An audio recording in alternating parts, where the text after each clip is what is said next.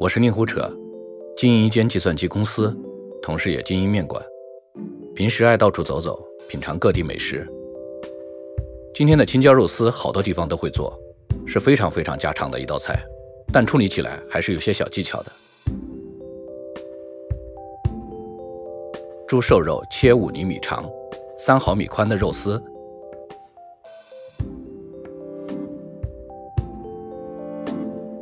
加盐、料酒、水淀粉抓匀，腌制一会儿。青椒去蒂、去籽、切丝，和肉丝差不多粗细即可。这个青椒可以根据自己的耐辣度挑选，灯笼甜椒、尖椒、杭椒其实都行。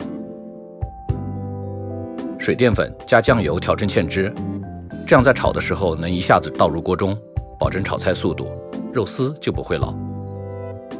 做青椒肉丝呢，一般的做法是先给肉丝滑油，我喜欢反着来。热锅下一点油，先煸炒青椒丝，这样能保证之后它和肉丝熟的时间一致，还能增加糊香。当然也可以不放油干煸。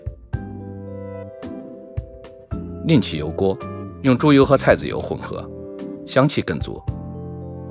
下肉丝炒散，加甜面酱炒出香味儿。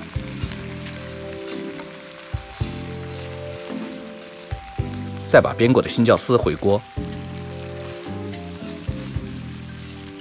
加一点盐，沿锅边喷入芡汁，炒匀即可。